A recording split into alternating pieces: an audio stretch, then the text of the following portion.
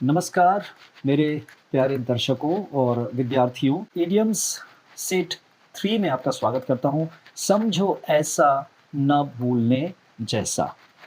मेरी कोशिश वही है और मैं एक गुजारिश करूँगा कि अगर ये वीडियो आपके किसी भी काम आ रही है और आपका दिल करे तो इसको सब्सक्राइब ज़रूर कर लें, ताकि आने वाले वीडियोज़ आपको समय पे मिलते जाएँ और इसके अलावा भी वर्ड पावर वगैरह सारा आप देख सकते हैं। चलिए, फ़िलहाल तो ये वीडियो आपको मैं इडियम्स के लिए लेके चल रहा हूँ। हमारा पहला आज का इडियम है टू कट कॉर्नर्स। चलिए, कट कॉर्नर्स के लिए ना मैं कहूँगा कि कोताही मत करें, मेहनत पूरी करें। अगर आपको कोई काम करने के लिए दिया गया है कि आपको एक रेक्टेंगल बनाना है या यहाँ से पेन को चला करके यहाँ पे लाना है, चलिए यहाँ पे लाना है। एक बड़ा अच्छा सा एग्जांपल आपको देता हूँ। ये है शिव पार्वती, ठीक है? ये शिव पार्वती है। शिव पार्वती, क्या था नियम कि कार्तिकेय और गणेश को कहा गया कि पूरी दुनिया का चक्कर लगा के आना है, लेकिन गणेश ने क्या किया? गणेश ने सिर्फ शिव पार्वती का चक्कर लगाया और पूरा कर लिया और कहा कि मेरे लिए तो दुनिया आती है। ये उन्होंने कट कॉर्नर्स किया, उन्होंने छोटा रास्ता अपना लिया, दिमाग लगा दिया।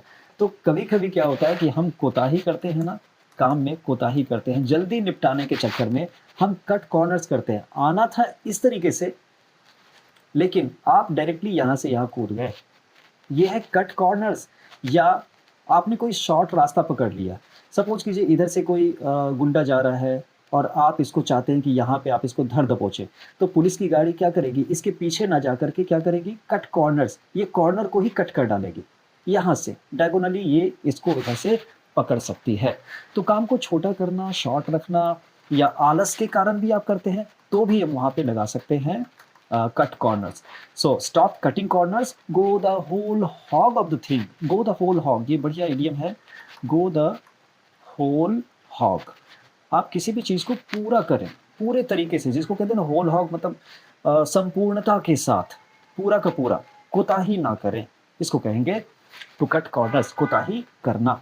एग्जाम्पल लेंगे, चलिए एग्जाम्पल है don't cut corners on safety measures, है ना? बात जब सेफ्टी की हो तो वहाँ पे आप कंजूसी ना करें, जल्दबाजी ना करें, आलस ना करें, और यू विल रिस्क एक्सीडेंट्स, नहीं तो एक्सीडेंट होने का खतरा आप बढ़ा देंगे। ओके, चलिए हम दूसरे नंबर पे आते हैं। दूसरा हमारा इडियम है एड इंसल्ट टू इंजरी। ये दरअसल फेबल आप लोगों को पता ही होगा, फेबल क्या है? जैसे ईसप फेबल है, छोटी छोटी कहानियाँ जो बहुत कुछ कहती हैं। तो उसी तरीके से एक फेबल था आपको। रोमन रोम में एक छोटी सी कहानी थी कि एक गंजा आदमी है। ये है गंजा आदमी। तो गंजे आदमी के सिर पे ना एक मक्खी बैठती है। अब ये मक्खी बैठी तो इस आदमी के हाथ में जैसे कि एक पेपर का गोला, इसने बैटन सा बना लिया, डंडा सा हम लोग भी बनाते हैं, और इस मक्खी को मारने की कोशिश करता था। तो इस पेपर को रोल करके जब ये मारता था तो हम उसको मारने को कहते हैं स्वैट, याद रखिएगा, स्वैट। तो ये स्वैट करने की कोशिश करे, लेकिन ये इसका निशाना बार बार मिस हो जाता था। हिट हिट इसने किया, लेकिन अपने सर को ही चोट पहुंचाता चला जा रहा था।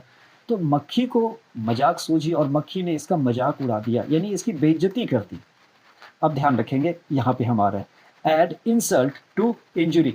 जब इसने स्वेटिंग किया, कई बार इसने मक्खी को हिट करने की कोशिश की, लेकिन बार बार वो मिस हो जाता था।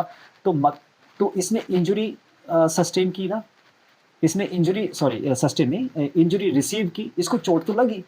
अब इस चोट के ऊपर अगर वो मक्खी हंसे कि तुम फिर से मिस कर गए, तुम फिर से मिस कर गए, तो ये तो बेइज्जती हो गई ना। यहां से बनता है to add insult to injury, ये है। और इस फेबल का नाम अगर याद रखना चाहें तो जरूर याद रखें, the bald man and the fly. Normal, गंजा आदमी और मक्खी, उसी से ये बना है idiom add insult to injury. ऐसे ही जैसे कि अगर आप साइकिल से गिर जाएं, चोट लग जाए, तो उसके ऊपर कोई आपकी बेइज्जती कर दे, तो समझिए कि एक तो चोट लग गई, ऊपर से बेइज्जती कर रहा है वो, सो अलग। तो इसका एग्जांपल लेंगे। First, the team lost the match and then to add insult to injury they were fined for misconduct. लो, एक तो मैच हार गए, इंजरी है, और बेइज्जती मार दी, और बेइज्जती क्या मार दी कि भाई आपका बर्ताव खराब था तो इसके लिए आपको फाइन, मैच फीस से कुछ फीस फाइन के तौर पे काट दी, सो अलग। तो ये तो वही बात हो गई कि एक तो चोट लगी, ऊपर से बेइज्जती मिली। एक तो करेला, दूजा नीम चढ़ा जिसको कहते हैं, ये इसमें फिट नहीं होगा, लेकिन सिचुएशन तो वही हो गई। तीसरा लेंगे।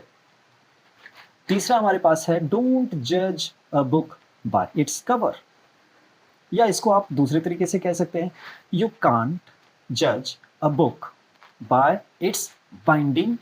हम इसको बाइंडिंग भी बोल सकते हैं ना, बाइंडिंग किया, किताब को बांधा।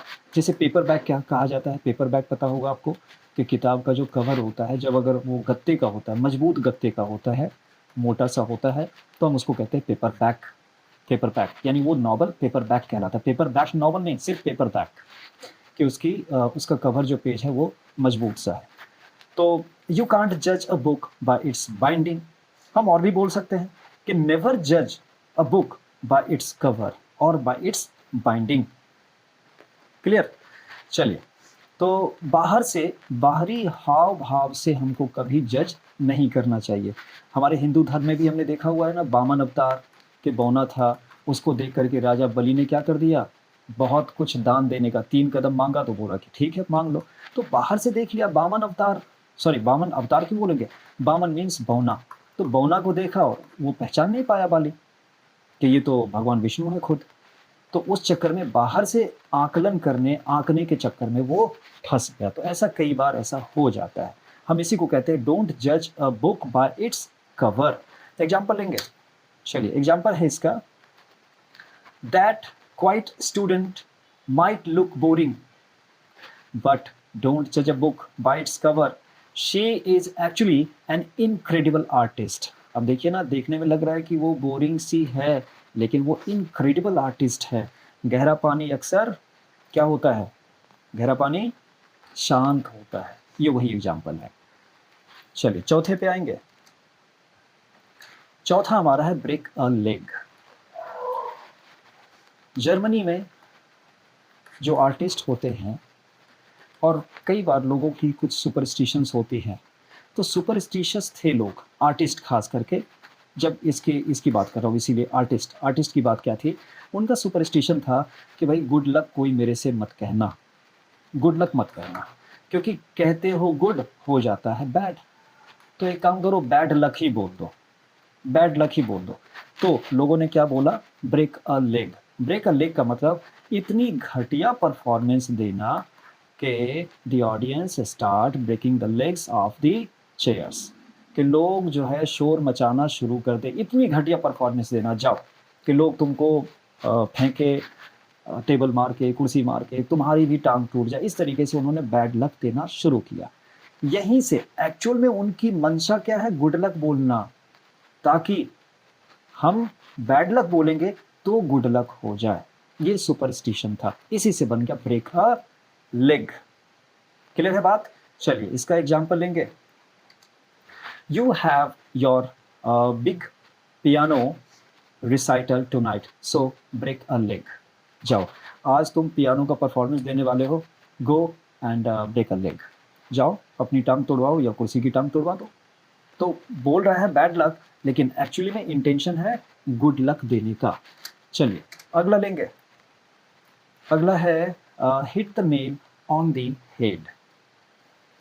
Hit the nail on the head का मतलब क्या हमने, कि ठीक माथे पर, अगर हम ये देखें, ये हेड है ना नेल का, nail it, nail it, nail it का मतलब क्या हो गया, कि सीधा हम अगर नहीं मारेंगे, ठीक ऊपर से हॉरिजॉन्टली जब तक हम नहीं मार, सॉरी वर्टिकली जब तक नहीं मारेंगे, तब तक ये कील जो है लकड़ी पे नहीं जाएगा।